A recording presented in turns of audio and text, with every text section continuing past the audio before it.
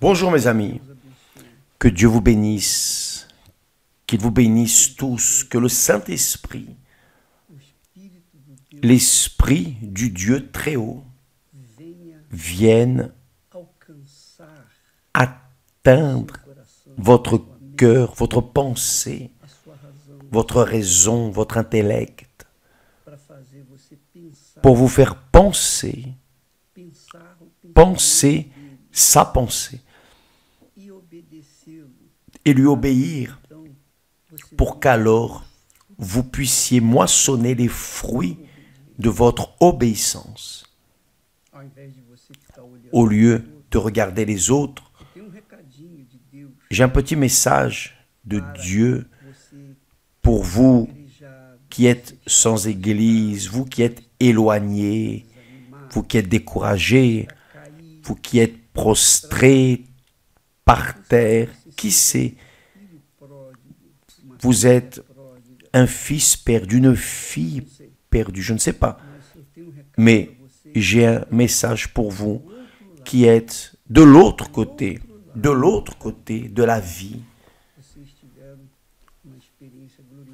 Vous avez eu une expérience glorieuse dans le passé et aujourd'hui, vous êtes tombé de l'autre côté de la vie, du côté contraire de la vie. Bien, j'aimerais que vous fassiez bien attention au sentiment de Dieu pour vous. Si vous croyez que je suis un serviteur de Dieu, si vous croyez, la parole que je vais dire n'est pas la mienne. Non. Elle ne va pas sortir de ma bouche, de ma pensée, de mon intellect. Non. La parole que je vais répéter, prophétiser, c'est ça, prophétiser. Prophétiser, c'est dire, c'est répéter ce que Dieu a dit. Ça, c'est la prophétie. C'est-à-dire, vous mettez votre foi dans ce que Dieu dit et non dans ce qui vient de l'homme, qui vient de l'être humain. Non.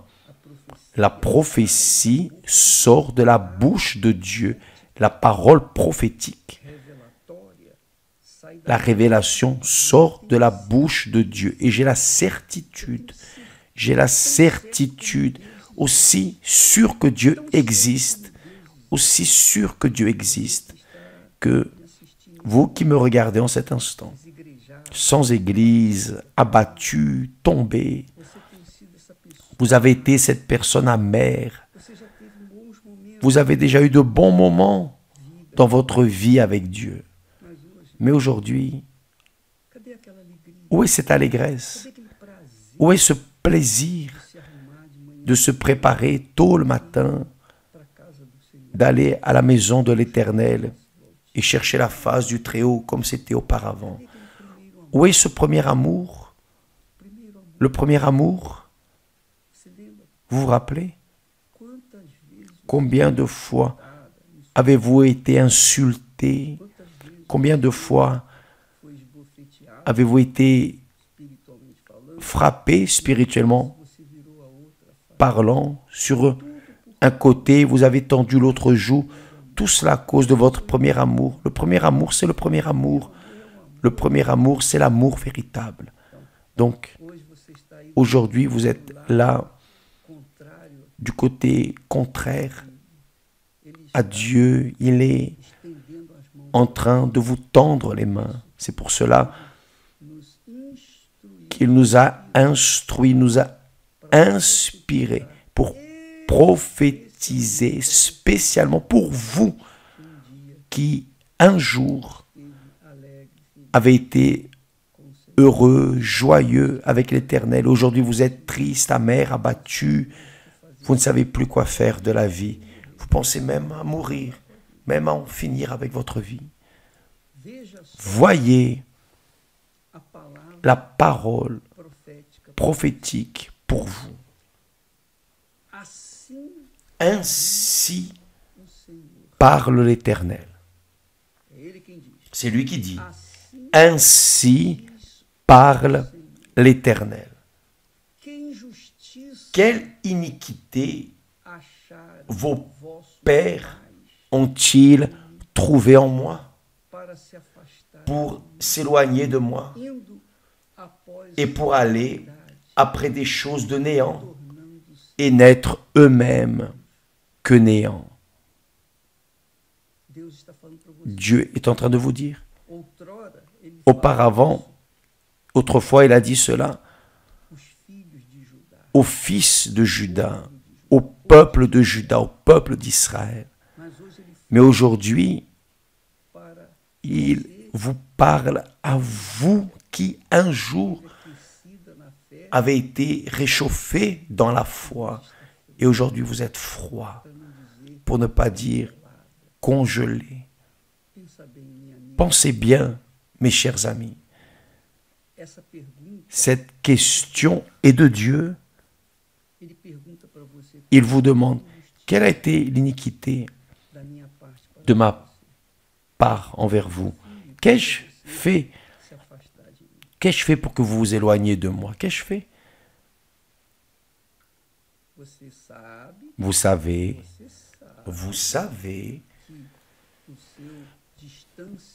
que votre éloignement, tu connais ton éloignement envers moi, ce n'est pas moi envers vous. Tu t'es éloigné. Pourquoi est-ce que tu t'es éloigné? Parce que tu as suivi les instincts de ton cœur, la vanité de ton âme. Tu as laissé l'autel, tu as tourné le dos à l'autel et tu es resté fasciné par l'or du temple. Et maintenant tu me culpabilises d'être là, par terre, prostré. Vous qui m'écoutez, mes amis, c'est la parole de Dieu, la prophétie. Quelle iniquité! Qu'ai-je fait pour que tu sortes de ma présence? C'est toi qui es sorti, c'est toi qui as choisi. Et maintenant, tu es là en train de te plaindre, de te lamenter, pensant que je suis injuste. Mais quelle injustice ai-je fait? Qu'ai-je fait? Que t'ai-je fait? Quand est-ce que je t'ai tourné le dos? Mes amis, cherchez à répondre à cette question. Répondez. Répondez à Dieu. Ce n'est pas à moi, non. Il n'y a personne d'autre. Regardez-vous. Ne regardez pas les autres. Ne contemplez pas la vie des autres, l'âme des autres. Regardez-vous. Votre âme vous appartient. Le salut est individuel. Chacun pour soi. Vous saviez cela?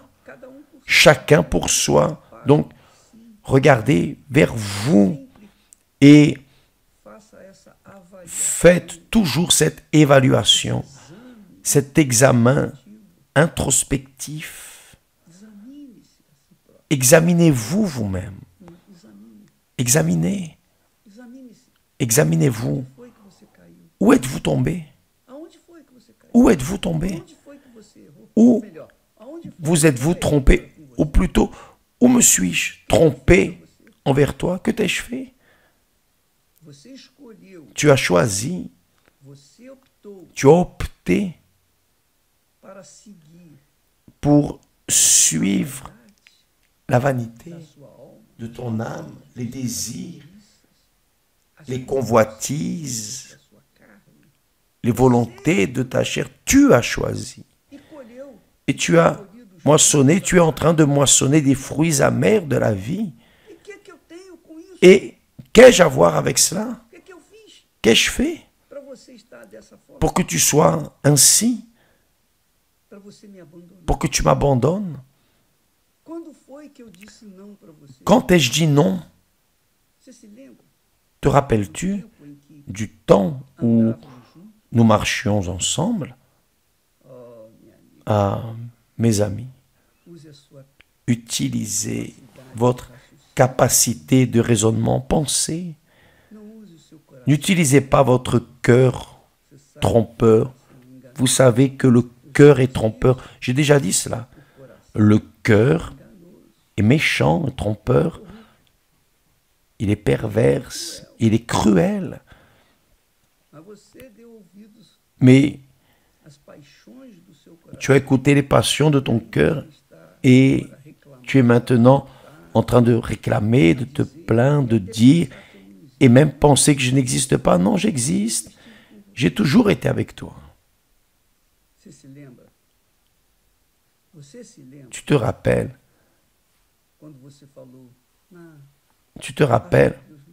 quand tu as dit, ah, je crois que Dieu n'existe pas. Et je t'ai donné la chance. Je me suis présenté à toi, je t'ai délivré, je t'ai libéré de la mort. As-tu oublié? Mais maintenant, le pire, c'est que tu as oublié. Tu t'es laissé entraîner par le cœur et tu m'as abandonné. Quelle est l'iniquité que j'ai commise envers toi? C'est la parole de Dieu pour vous aujourd'hui. Sachez cela, mes chers amis. Vous restez là en train de vous plaindre, de vous lamenter, de murmurer. Plus vous vous lamentez, plus vous réclamez et ne prenez pas d'attitude, pire ce sera pour vous. Parce que lorsque vous vous lamentez, lorsque vous réclamez, lorsque vous murmurez dans les coins, parlant à tout le monde, vous êtes en train d'insulter Dieu et en même temps en train de louer mon adversaire. C'est ça? Tant que tu réclames, tu te plains, murmurant, tu es en train de louer mon adversaire et tu me laisses de côté.